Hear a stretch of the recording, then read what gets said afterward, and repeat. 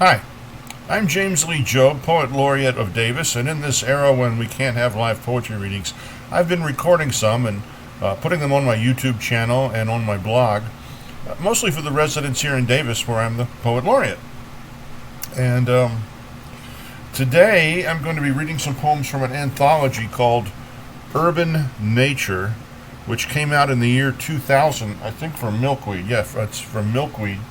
And it was compiled and edited by Laura Ann Boselar. I hope I'm pronouncing that right. And it's broken up into some different sections. Urban Nature is about the wild in urban areas, and that can mean a lot of things, not just like wildlife animals. There's a section on the cityscape, animals in the cities, backyards, gardens, parks, and zoos, a section for streets, highways, bridges, and rivers, a section for seasons and skies. And you know, one person who's written a lot about urban life, natural life in urban areas is Gary Snyder. He's got a number of very fine essays on that subject. And he's in here too.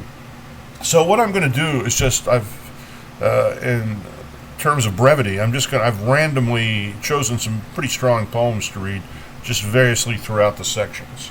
All right? And I'm going to start with Carolyn Miller, a very fine poet I've liked for a long time. And this is called Night in San Francisco. Carolyn Miller. There's a wonderful word in this first line, too. Scumble. Listen for scumble. Night clouds scumble overhead, some racing through dark blue. The hidden moon glides westward steadily, while in the black backyards mockingbirds and mourning doves, M-O-U-R-N, mourning doves, and white-crowned sparrows and finches sleep, not falling. Raccoons and rats shamble through the trash doors, another great word, shamble, picking over cold pizza crust, stale French bread, rotten fruit. The morning glories are pale pleated wads of lavender pink, night pools in the throats of the trumpet flowers. In our small flats, we sleep like bees packed in a hive. We dream that our lives and bodies change. Anything can happen. That we are just visiting.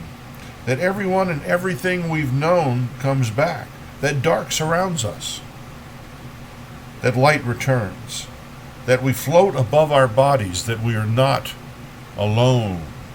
And all the while, out on the edge of land, the ocean rocks and shifts and folds.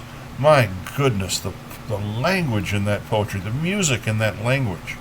That is a marvelous poem by Carolyn Miller, Night in San Francisco. And I lived in San Francisco, out by Ocean Beach for a long time. It's a very apt description.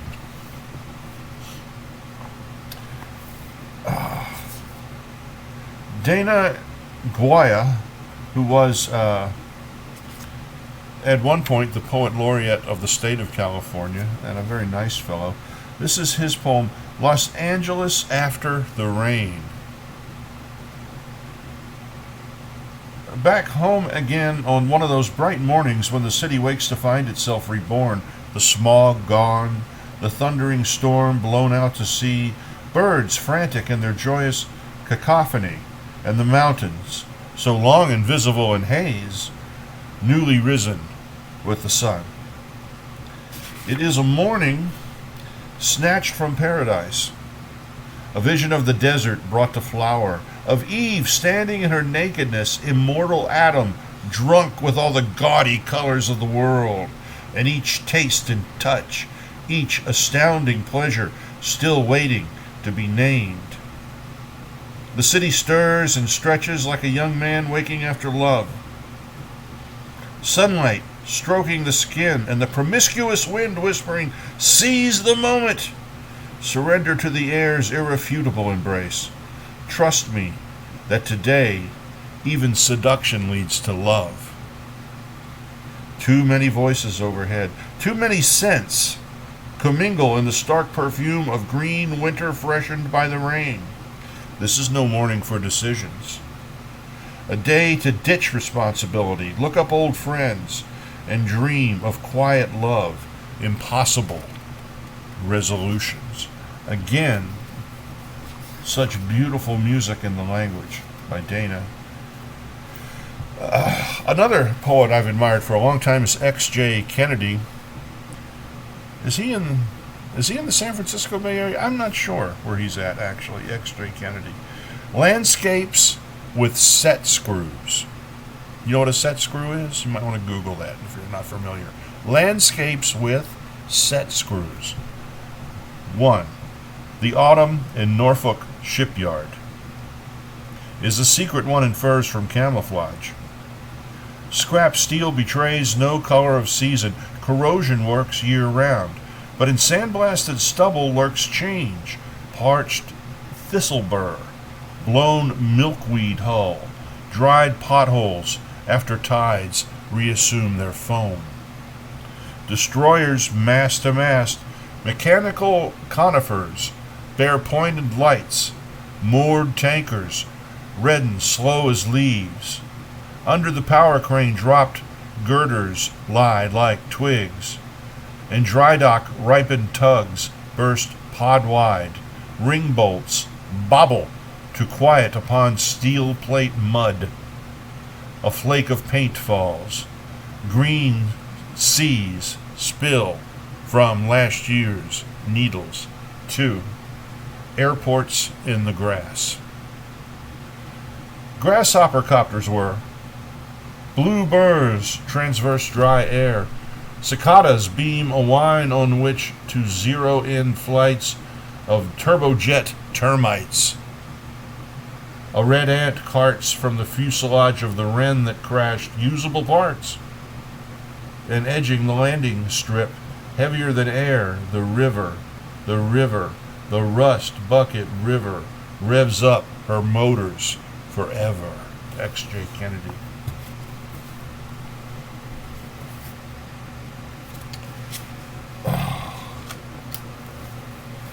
Martin Espada,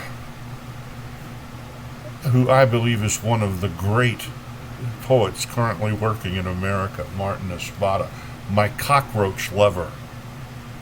My cockroach lover. Yes, cockroaches are a part of the wild, part of the natural, and they're going to survive the apocalypse. My Cockroach Lover by Martin Espada. I believe he uses Martin. That's my bad. The summer I slept on JC's couch, there were roaches between the bristles of my toothbrush. Roaches pouring from the speakers of the stereo. A light flipped on in the kitchen tonight revealed a Republican National Convention of roaches, an Indianapolis 500 of roaches. One night I dreamed a giant cockroach leaned over me, brushing my face with kind antenna and whispering, "I love you." I woke slapping myself and watched the darkness for hours because I realized this was a dream, and so that meant that the cockroach did not really love me. Mr. Espada.